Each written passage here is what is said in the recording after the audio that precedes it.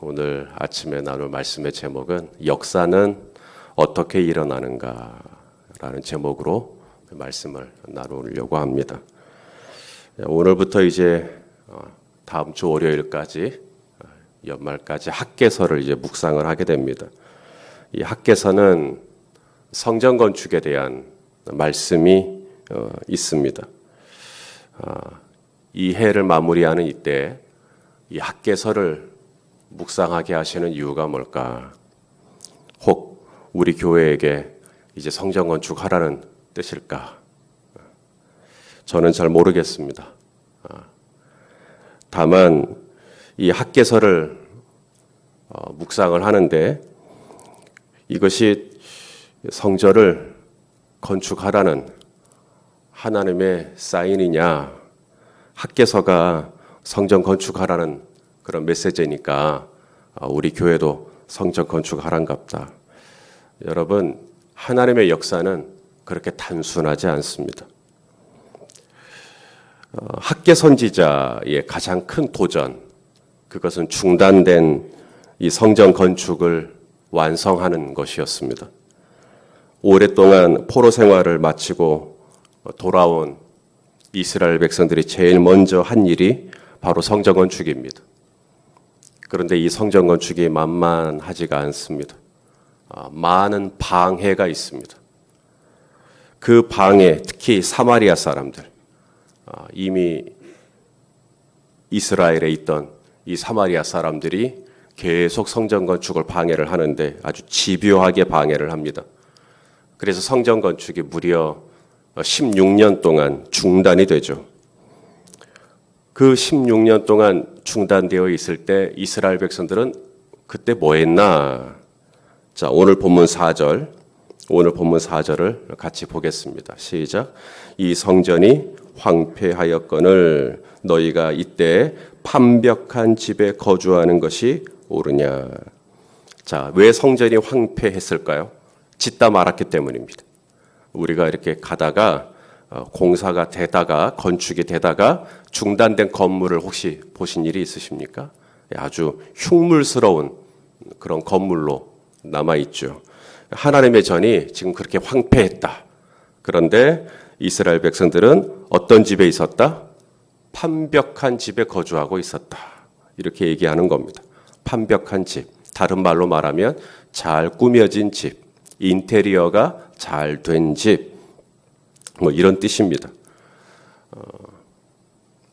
이스라엘이 70년의 포로 생활을 마치고 마침내 돌아오게 되었을 때 마치 기다렸다는 듯이 모든 환경이 세팅되어 있는 게 아니었습니다. 그야말로 70년 동안 이스라엘 땅은 황무해져 있었습니다. 성전도 건축해야 하지만 또 방해도 워낙에 심했고 또 자신들의 집과 자신들의 밭과 자신들의 이 소유지가 말도 아니게 황폐해 있었습니다. 그래서 성전 건축이 중단되었을 때 이들은 제일 먼저 자신들의 집을 가꾸고 또 자신들이 이제 먹고 살아야 되니까 땅을 일구는 거기에 신경을 쓰기 시작한 거죠. 그리고 이제 16년이 지났으니까 이제는 제법 집도 꾸몄고 밭도 가꿨고 이제는 좀 어느 정도 세팅이 좀 끝났습니다. 그래서 판벽한 집에 살게 되었다라고 학개가 이야기한 거죠. 16년이 지나 이제 어느 정도 이제 스스로의 집들이 터들이 가꾸어졌다고 판단되어졌을 때 하나님은 학개 선지자를 보내 다시 중단된 하나님의 집을 건축하라고 이야기한 것입니다. 그런데 이게 또 쉽지가 않습니다. 이제는 판벽한 집에 살게 되었으니 성전 건축도 마무리 지을 만도 한데 이제 이 판벽한 집에 사는 동안 이제 안정감을 찾은 이스라엘 백성들이 이제는 그냥 계속 그렇게 지내고 싶은 것입니다. 안주하고 싶은 거죠. 안락하게 지내고 싶은 겁니다. 그리고 또다시 성전 건축을 시작한다고 할 때 사마리아 사람들의 방해가 없으리란 법도 없습니다. 그러니 이 학개 선지자가 직면한 이 도전은 만만한 도전이 아닙니다. 멈춰버린 이 하나님의 집을 건축하는 일을 어떻게 하면 지속시킬 수 있을 것이냐. 그런데 오늘 이 학개가 이 말씀을 누구에게 전하는가를 좀 보십시다. 누구에게 전하냐면 유다의 총독이었던 수룹바벨과 그 다음에 대제사장이었던 여호수아에게 하나님의 말씀을 전합니다. 자, 오늘 본문 1절, 학개서 1장 1절 다 같이 보겠습니다. 시작. 다리오 왕 제2년 여섯째 달 곧 그 달 초하루에 여호와의 말씀이 선지자 학개로 말미암아 스알디엘의 아들 유다 총독 수룹바벨과 여호사닥의 아들 대제사장 여호수아에게 임하니라 이르시되. 자, 하나님의 역사 어떻게 일어나는가? 원칙이 있어요. 원리가 있어요. 하나님의 역사가 일어나는, 하나님이 일하시는 원리가 있습니다. 우리가 하나님의 말씀을 묵상할 때 그 원리를 찾아내는 게 참 중요합니다.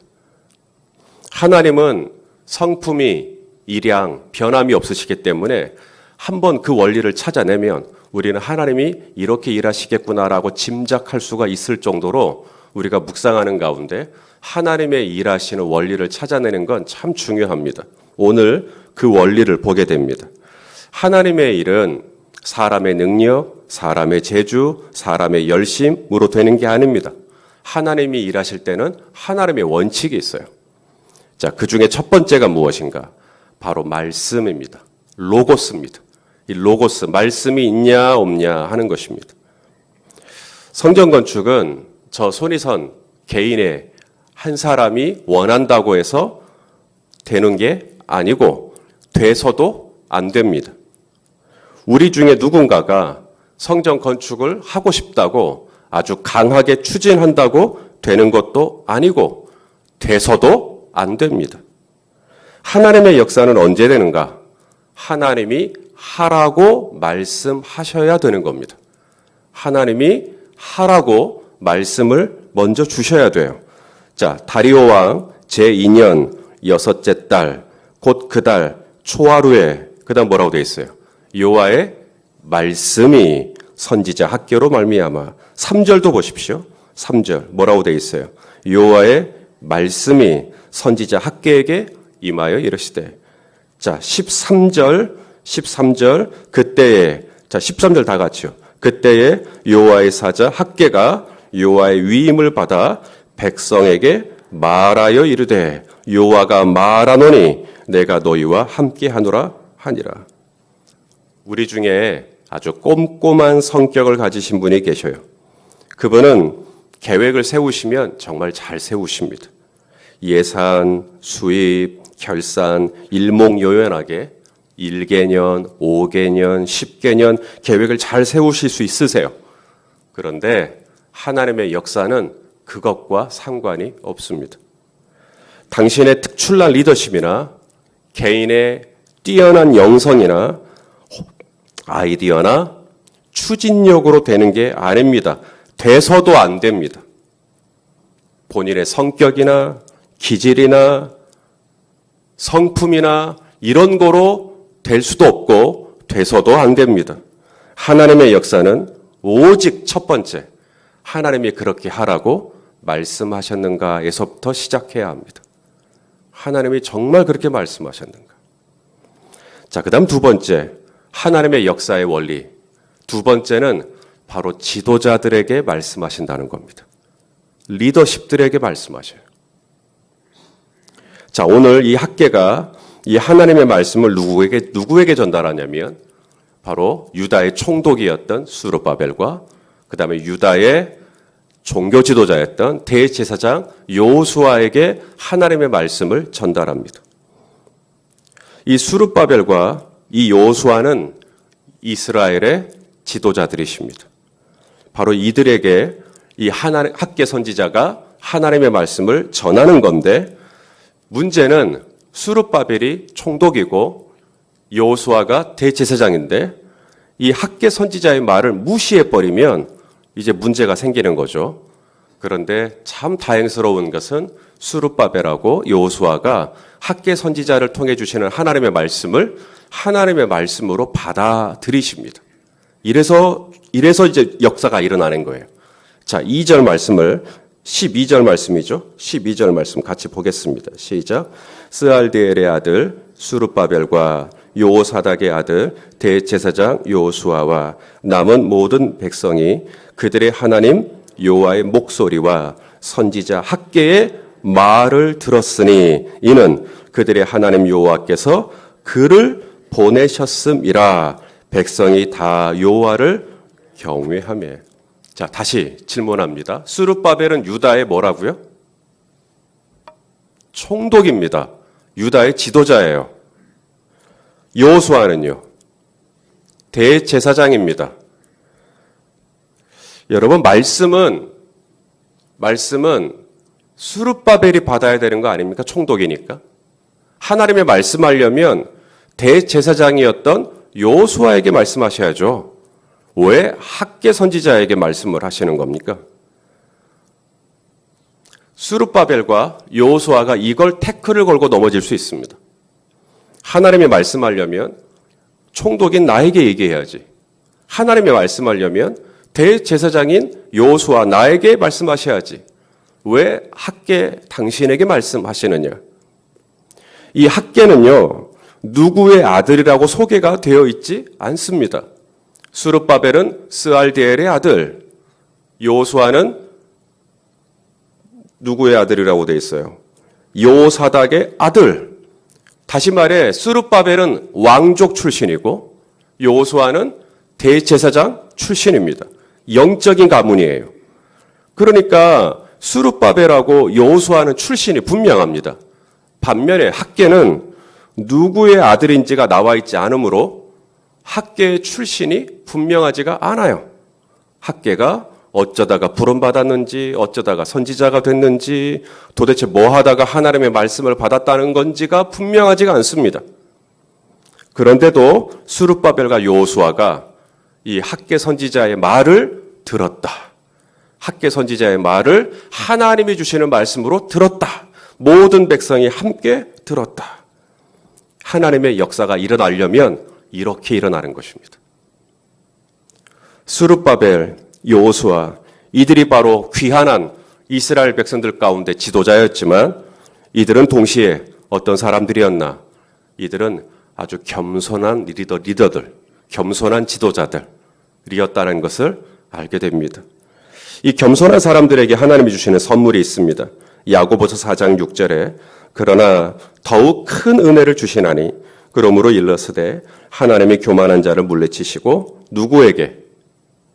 겸손한 자에게 은혜를 주신다. 누가 은혜를 잘 받는가? 학개 선지자가 말씀을 전하면 학개 선지자의 말씀하시는 족족 은혜를 받을 수 있는 사람. 그게 가능한가? 가능합니다. 단 조건이 있죠. 겸손해야 은혜를 받습니다. 이 겸손의 극치를 보여주는 말씀이 있습니다. 주여 올소이다. 주여 올소이다. 하지만 주인의 상에서 떨어지는 부스러기를 개들이 먹지 않습니까? 저에게 부스러기 주십시오. 이런 심령이라면 은혜 받지 않기가 쉽지 않습니다. 부스러기라도 원하는데 어찌 그 심령에 하나님의 은혜가 임하지 않겠습니까? 사실 학개 선지자의 메시지는 쉽지 않습니다. 이 메시지 자체만 놓고 보면 별로 은혜롭지 않은 메시지입니다. 자, 4절 말씀을 좀 보십시오. 이 성전이 황폐하였거늘 너희가 이때 판벽한 집에 거주하는 것이 옳으냐. 지금 이 말씀은 꾸짖는 말씀이죠. 달래는 말씀이 아닙니다. 지금 혼을 내고 있는 겁니다. 하나님, 지금 학개 선지자는. 혼을 내는 말씀에 은혜 받기 쉽지 않습니다. 6절을 보시면 너희가 만일 뿌릴지라도 성전 건축하지 않으면 너희가 만일 뿌릴지라도 수확이 적으며 먹을지라도 배부르지 못하며 마실지라도 흡족하지 못하며 입어도 따뜻하지 못하며 일꾼이 삭슬 받아도 그것을 구멍 뚫어진 전대에 넣음이 될 것이다. 이건 거의 협박에 가깝습니다. 9절 너희가 많은 것을 바랐으나 도리어 적었고 너희가 그것을 집으로 가져갔으나 내가 불어버렸는지라. 남한군의 여호와가 말하노라 이것이 무슨 까닭이냐 내 집은 황폐하였으되 너희는 각각 자기의 집을 짓기 위하여 빨랐음이라. 제가 만일에 이런 메시지를 전한다면 아마 제 주변에 남아있을 사람 거의 없을 겁니다. 이런 메시지는 역반응을 일으킬 수 있어요. 오히려 거부 반응을 일으키고요. 부작용을 일으키고요. 반감을 일으킬 수 있습니다. 틀린 말은 아니지만 이런 식으로 메시지를 전하면 사람들의 마음은 되게 더 강팍해집니다. 딱딱해지고요. 싸나워집니다. 학계 선지자의 메시지는 굉장히 거칩니다. 투박하고요. 직선적입니다. 돌아서 말하는 법이 없죠. 그런데도 이런 메시지를 듣고도 총독이었던 스룹바벨과 대제사장이었던 여호수아가 아멘으로 받았다는 거예요. 여기서부터 역사가 일어나는 겁니다.